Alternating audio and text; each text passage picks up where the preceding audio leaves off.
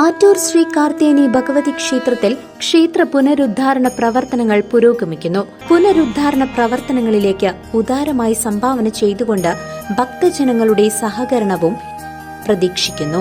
പ്രളയത്തിൽ തകർന്നുപോയ മായന്നൂർ ഉരുക്കുതടയണയുടെ നിർമ്മാണം പുരോഗതി വിലയിരുത്തുന്നതിനായി കിറ്റ്ക് ഉദ്യോഗസ്ഥർക്കൊപ്പം ഷൊർണൂർ MLA P മമ്മിക്കുട്ടി സ്ഥലം സന്ദർശിച്ചു. പ്രളയത്തിൽ തകർന്നുപോയ മായന്നൂർ ഉരുക്കുതടയണയുടെ നിർമ്മാണ പുരോഗതി വിലയിരുത്തുന്നതിനായി കിറ്റ്ക് ഉദ്യോഗസ്ഥർക്കൊപ്പം ഷൊർണൂർ MLA P മമ്മിക്കുട്ടി സ്ഥലം സന്ദർശിച്ചു. നിർമ്മാണം പൂർത്തിയാക്കുന്നതിനായി 10 കോടി രൂപ കൂടി സർക്കാരിനോട് ആവശ്യപ്പെട്ടിട്ടുണ്ടെന്ന് MLA പറഞ്ഞു. നിർമ്മാണം ദ്രുതഗതിയിൽ പൂർത്തിയാക്കാനാണ് സർക്കാരും സംവിധാനങ്ങളും ശ്രമിക്കുന്നതെന്നും അദ്ദേഹം കൂട്ടിച്ചേർത്തു. 2018 ഭാരതപ്പുഴയ്ക്ക് കുറുകെ ഉരുക്കുതടയണ നിർമ്മിച്ചത്. നിർമ്മാണം പൂർത്തിയാക്കിയതിന് പിന്നാലെ 2019 പിന്നീടുണ്ടായ 2 പ്രളയങ്ങളിലും തടയണ പൂർണ്ണമായി തകർന്നു. തടയണയുടെ പാർശ്വഭിത്തികൾ തകർന്നതിനെ തുടർന്ന് പുഴയോരത്തുള്ള കൃഷിയിടങ്ങൾ ഉൾപ്പെടെ ഇടിഞ്ഞ പുഴയിലേക്ക് ചേർന്നു. കർഷകരുടെ കൃഷിസ്ഥലങ്ങളും നഷ്ടമായി.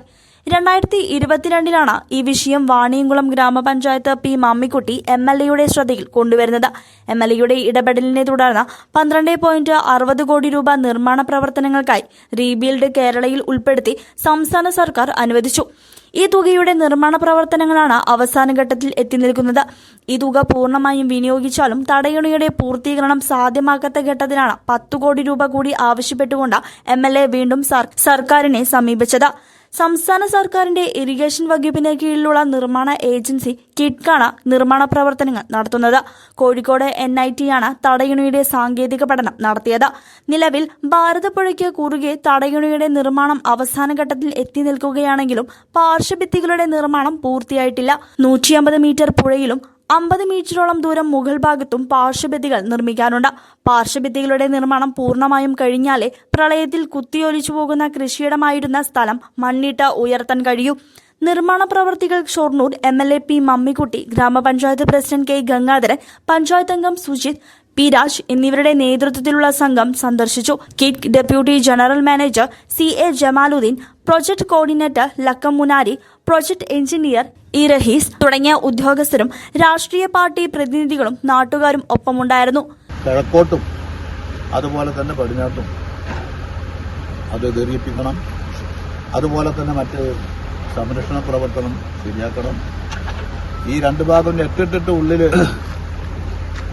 ഈ ബോർഡർ നിറച്ചതിന് പകരം കട്ടിയോടുകൂടി കോൺക്രീറ്റ് ചെയ്യണം എന്നൊക്കെയുള്ള ചില നിലപാട് സ്വീകരിച്ചു. അതിന് അഡീഷണലായിട്ട് തന്നെ 12 കോടിയിലധികം രൂപ വരും എന്ന് ആർക്കൈക്കാർ പറഞ്ഞു. ആർക്കൈക്കാരാണ് അങ്ങനെ ആർക്കൈയുടെ ആളുകൾ ഇവിടെ വന്നു പരിശോധന നടത്തി. പിന്നീട് കോഴിക്കോട് NIT അത് അബ്രഹാം സാറാണ് പറഞ്ഞത്. അവരുടെ കൂടി ഒരു സെക്കൻഡ് ഒപ്പീനിയൻ ഉണ്ടായിക്കോട്ടെ. നേരത്തെ മദ്രാസ് IIT-ക്കാർ ചെയ്തതല്ല. അപ്പോൾ ഇവരുടെ ഒപ്പീനിയൻ വേണമെന്ന് പറഞ്ഞാൽ അതിനു വേണ്ടിയുള്ള എടുത്തുകൂട്ട് നടന്നുകൊണ്ടിരിക്കും. പിന്നെ അതിന് ശേഷം ഞങ്ങളൊരു തവണ ഇവിടെ പറഞ്ഞു. ഇപ്പം എന്തായാലും നമ്മൾ പ്രതീക്ഷിക്കാത്ത വിധത്തിൽ വർക്ക് മുന്നേറിക്കൊണ്ടിരിക്കുക. ഇത് പറയാതിരിക്കാൻ പറ്റില്ല. ഞാനിത്ര പ്രതീക്ഷിച്ചില്ല. ഇന്നിപ്പോൾ സൈറ്റിൽ വരുമ്പോഴാണ് അവർക്ക് കഴിയാവുന്ന രീതിയിൽ സാധ്യമായതിൻ്റെ അപ്പുറത്ത് ഈ കാര്യങ്ങൾ നിർവഹിച്ചു പോകുന്നത്. പക്ഷേ ഇത് കൂടുതൽ ശക്തം ചെയ്യാനും ഇത് നിലനിൽക്കാനും ഇതിന്റെ ഉദ്ദേശ ലക്ഷ്യം ജനങ്ങൾക്കും നാട്ടുകാർക്കും സർക്കാരിനും പൂർത്തിയാക്കണമെങ്കിൽ അഡീഷണലായിട്ട് സബ്മിറ്റ് ചെയ്തിട്ടുള്ള ആ സംഖ്യയുടെ കൂടി അനുവാദം കിട്ടണം. അനുവാദം കിട്ടുന്നതിന് വേണ്ടി ഗവൺമെന്റിൽ ബന്ധപ്പെട്ടിരുന്നു. അബ്രഹാം സാറിനെ കണ്ടിരുന്നു. ആർക്കയുടെ ആളുകളെ കണ്ട് സംസാരിച്ചിട്ടുണ്ട്. ഈ കോഴിക്കോട് IIT-ക്കാരുടെ ഈ പ്രപ്പോസൽ കൂടി വന്നാൽ അത് സമർപ്പിക്കപ്പെടാൻ കഴിയുമെന്നാണ് പ്രതീക്ഷിക്കുന്നത്. എന്തായാലും അഭിമാനകരമായിട്ടുള്ള ഒരു പദ്ധതി തന്നെയാണ് ഇത്.